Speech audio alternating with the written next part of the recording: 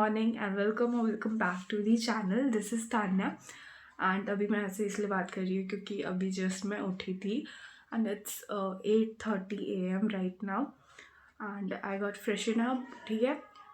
And now I have to go for my computer pre board exam which is on 7th of January। Today is 7th of January and कल बस मैंने एक one shot देख लिया था so that मैं कुछ तो लिख कर आ पाऊँ अपने एग्ज़ाम में। एंड ज़्यादा मैंने कोई टॉपिक्स कवर भी नहीं करे पर आई गेस हो जाएगा। एंड कल है मेरे मैथ्स का प्री बोर्ड एंड कल है मेरे मैथ्स का pre board 1 and from 9th of January like 7th of January को आई हैव माई मैथ्स का pre board 1 and from 9th of January I have my pre boards 2।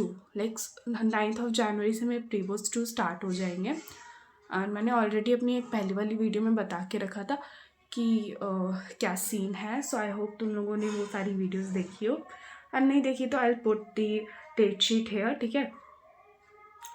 सो या and मेरा usually जो time होता है उठने का दैट इज़ 11 AM। लाइक आजकल 11 और 12 AM लाइक मैं उठ बहुत पहले जाती हूँ लेकिन इतनी ज़्यादा ठंड होती है कि मैं बेड से उठती हूँ 11 या 12 बजे and I am being brutally honest, ठीक है। ऐसा ही मैं करती हूँ, बहुत ज़्यादा सुबह को मैं नहीं उठती। मैं लेट नाइट तक पढ़ सकती हूँ लेकिन ज़्यादा सुबह मैं नहीं उठ सकती और ठंड में बिल्कुल नहीं।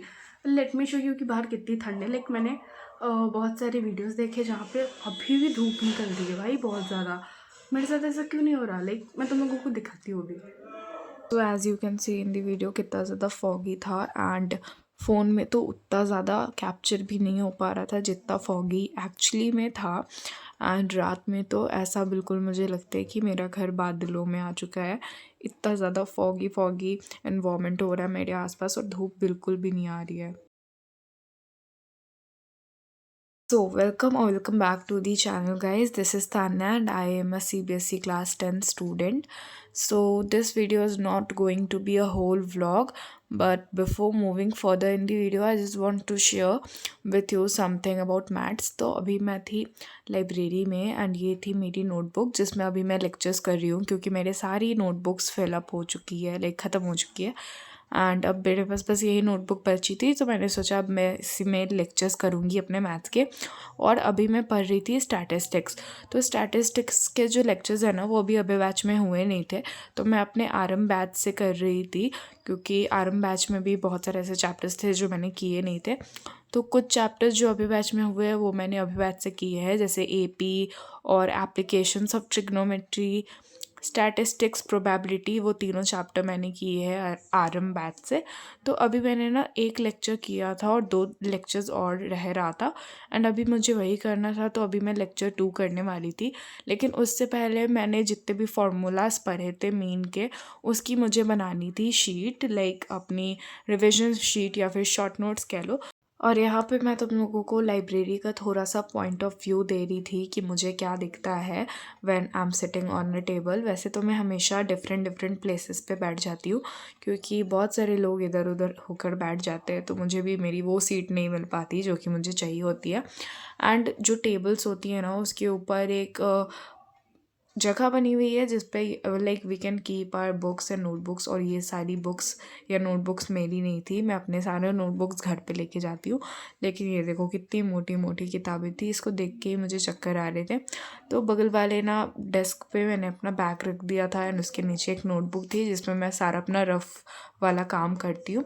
एंड अभी मैं टेबल पे बैठी थी एंड अभी मुझे करना था लेक्चर 2 लेकिन उससे पहले मैं बनाने वाली थी नोट्स। और जिस दिन मेरे मैथ्स का प्री बोर्ड 1 एग्ज़ाम था ना उस दिन मुझे पहली बार खुद के किसी काम पे इतना ज़्यादा प्राउड फील हुआ था क्योंकि जो मेरे नोट्स मैंने बनाए थे, जो शॉर्ट नोट्स मैंने बनाए थे अपने मैथ्स के, और उसमें शोभित भैया की सारी टिप्स भी मैंने लिखी थी, लाइक जिसको वो काम की बात कहते हैं, उन सारी चीज़ों को भी मैं लिख लेती हूँ जिससे ना तुम्हें पता चलेगा कि तुम्हें किस टाइप का क्वेश्चन कैसे सॉल्व करना है। तो जो भी वो बताते हैं ट्रिक्स एंड टिप्स मैं उन सबको लिख लेती थी हर चैप्टर के ऊपर रेड पेन से, लाइक जब भी मैं नोट्स बना रही होती थी और उसके बाद मैं एक वाइट शीट पे सबको नोट डाउन कर रही होती थी।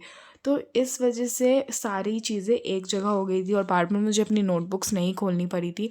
एंड मैंने एक रात पहले अपने मैथ्स के एग्ज़ाम के सब कुछ रिवाइज़ कर लिया था कि एमसीक्यू आ गया या फिर कुछ भी किसी क्वेश्चन में मैं अटक गई तो फिर मुझे याद आ जाए कि कैसे उस क्वेश्चन को सॉल्व करना है। तो अभी मैं तुम लोगों को भी बताने वाली हूँ कि मैं कैसे सब कुछ नोट डाउन करती हूँ। वैसे तो काफ़ी ज़्यादा बेसिक है कि बस मैं एक वाइट शीट लेती हूँ एंड उस पर सारे के सारे फॉर्मूलेज और सारे इंपॉर्टेंट पॉइंट्स को लिख देती हूँ। तो सबसे पहले मैंने बस एक लाइन खींच दी थी साइड में, क्योंकि वो वाले पार्ट पे कुछ लिख नहीं सकते। उसके बाद सबसे ऊपर मैंने स्टैटिस्टिक्स बड़े से शब्दों में लिख दिया था। उसके बाद अभी मैं सारे फार्मूलाज को लिखने वाली थी और मैं ट्राई कर रही थी कि मैं खुद से रिकॉल करूँ एंड उसके बाद क्रॉस चेक कर रही थी अपने नोट्स से। तो ऐसे मेरे रिविजन भी हो जा रहा था एंड उसके बाद जब मैं लेक्चर 2 करती तो मुझे ज़्यादा अच्छे से समझ में भी आता एंड सारी चीज़ें मुझे याद भी रहती। ऑल्सो जब स्टार्टिंग में मैंने ये शॉर्ट नोट्स बनाए थे एंड शेयर किया था अपने यूट्यूब वीडियो में, तो किसी ने मुझे कमेंट में बोला था that this is waste of time और समथिंग। एंड उस कमेंट को देखने के बाद मुझे लगा कि सच में मैं लाइक अच्छा नहीं कर रही हूँ एंड ये नहीं करना चाहिए, वेस्ट ऑफ टाइम ही है। तो फिर मैंने ना नोट्स बनाना छोड़ दिया था। तो ऐसे बहुत सारे चैप्टर्स थे जिसके नोट्स मैंने नहीं बनाए थे, जिसमें से सबसे इम्पॉर्टेंट वाला चैप्टर मेरे पॉइंट ऑफ व्यू से था क्वाड्रेटिक इक्वेशंस एंड उसके बहुत सारे फार्मूलाज एंड बहुत कुछ को मैंने मिस कर दिया, जो कि अगर मैंने शॉर्ट नोट्स बनाए होते तो नहीं मैं मिस करती।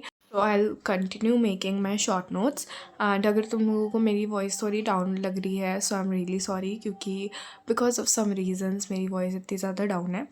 एंड यहाँ पे मैंने स्टैटिस्टिक्स के फॉर्मूले सारे लिख लिए थे जहाँ तक के मैंने लेक्चर को किया था एंड अभी मेरे 2 लेक्चर्स और रह रहे थे जो कि मैं करने वाली थी लाइब्रेरी में, बट बिकॉज मैं दूसरा डिवाइस लेके नहीं जाती हूँ तो तुम लोगों को मैं दिखा नहीं पाऊँगी that what I studied and how I studied there. लेकिन हाँ, बस मैंने अपने फ़ोन से लेक्चर किए थे एंड सारे के सारे क्वेश्चंस किए थे एंड उसके बाद मैं घर आ गई थी बिकॉज लाइक अभी बहुत ज़्यादा ठंड हो रही है। तो ठंड में मैं ट्राई करती हूँ थोड़ा सा ज़्यादा जल्दी घर आ जाऊँ, लाइक 8 और 9 से एकदम पहले।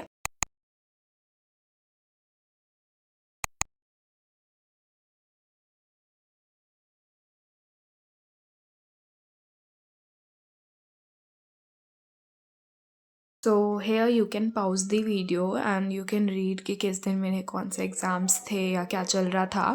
And I have realised lately कि मेरे सोशल साइंस के एग्ज़ाम वाले वीडियो के बाद मैंने कोई वीडियो नहीं डाली थी। सो आई थॉट कि मुझे तुम लोगों को ये अच्छे से बता देना चाहिए। तो on 6th of January I had my social science exam and मैंने उसको स्किप कर दिया था एंड अगर तुम लोगों को नहीं पता तो वो वीडियो जाके देख लेना।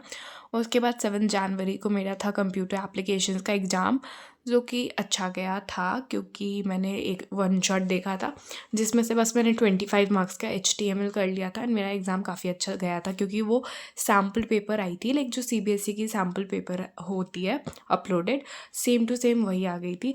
उसके बाद 8th of January को मेरा मैथ्स का एग्ज़ाम था जो कि उतना ज़्यादा अच्छा नहीं गया, but I am expecting 50+ marks and अगर इतने भी मार्क्स आ गए तो आई विल बी हैप्पी।